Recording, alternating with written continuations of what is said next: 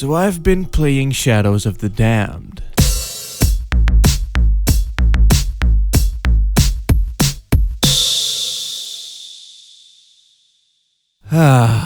Good old Suda51, known for his weird and creative games with a dark sense of humor. And who could forget about Shinji motherfucking Mikami, an equally creative man known for making games that are both brilliant and somewhat half-assed. And then they kiss. Somewhere in the midst of all this lovemaking sits a game called Shadows of the Damned. A game made by these two fine gentlemen after they became BFFs while making Killer 7. Now, I honestly feel like I've said the name Shinji Mikami and Suda51 about 1 billion times over the past few months. And the only name missing from this video so far is that of famous Silent Hill composer Akira Yamaoka. And wouldn't you know, he did the soundtrack for this game as well. Yay. Now, apparently this game was going to be Suda's attempt at making a horror game. He did have one horror endeavor before this one though, being Michigan Report from Hell, which is, well... Look at these shackles. Who would do this? Whoever it was, he must be quite the sadist. And trust me, I've tried getting my hands on that piece of shit, but it's surprisingly hard to find. Anyway, given Suda's background making games with weird and bizarre premises, you'd think that he'd be right at home making a horror title. EA didn't quite agree, as they kept turning down versions of the game for years until they finally agreed on the action-packed shoot-fest it is today. So now, the only scary part of the game is seeing EA's logo whenever you start playing.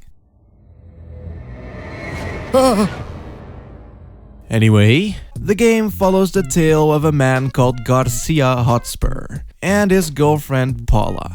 Paula, however, is dead.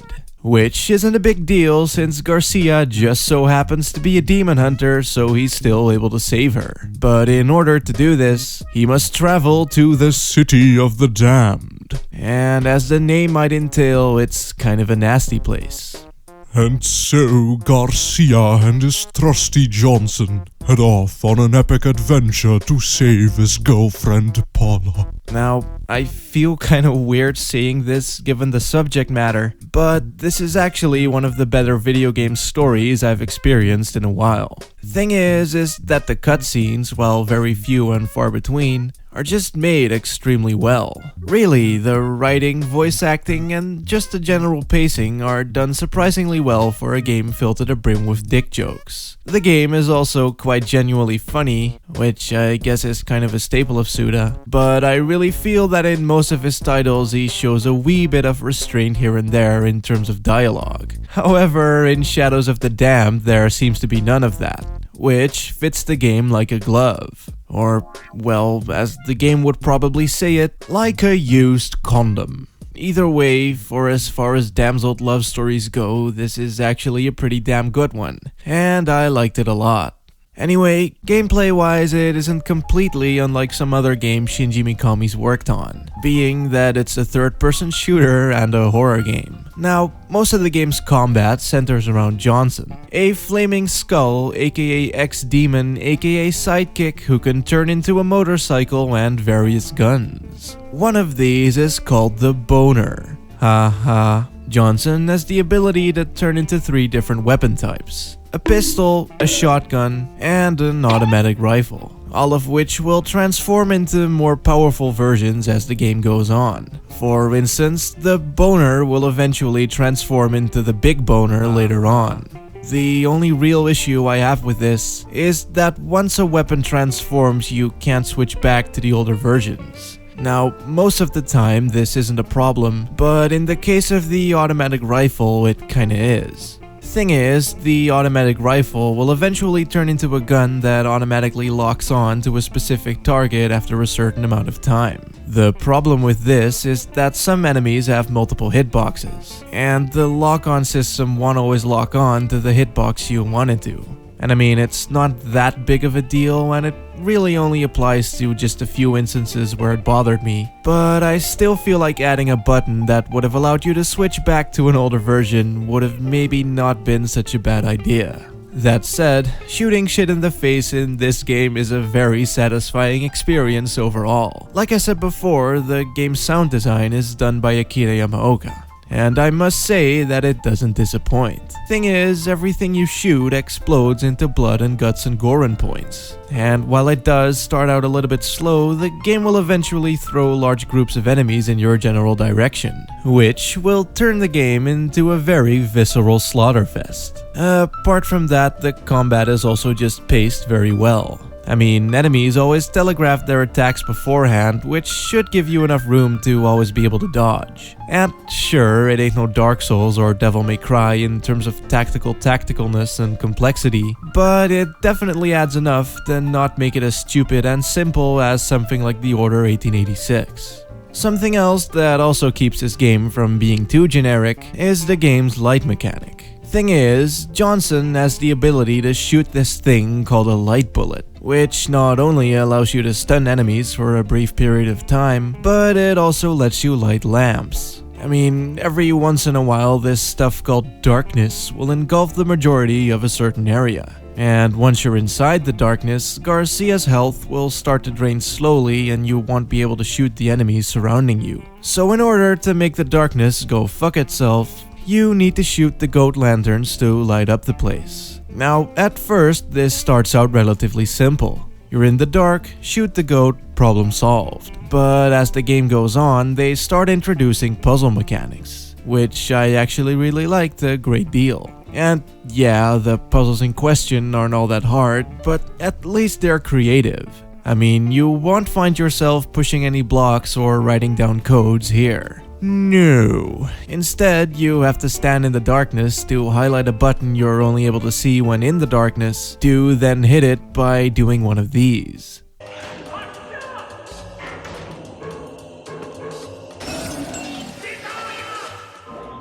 And then there's also this place where the world is made out of tetromino-like blocks you need to spin around and just all sorts of crazy shit like that. It reminds me a lot of some of the puzzles in RE4, and I really enjoyed it quite a bit. Anyway, apart from the mandatory weapon transformations, you also get red gems which you can use to upgrade your shit. No combos or anything like that, just raising things like reload speed and ammo capacity. So again, it's a lot like RE4. In fact, the game is very RE4-ish in a lot of ways. I mean, even shooting works the same way as it does in RE4. You know, where the aiming reticle is never in the center of the screen, but instead it goes to wherever you point it. And while this works for something as slow as RE4, it can get a little bit tricky here when there's a lot of fast-moving enemies on screen at once. But besides a few little niggles like that, it's a very solid game despite not adding anything particularly new to the genre. Also, if you haven't noticed by now, this game is nasty. Like licking a toilet seat in the titty twister kinda nasty.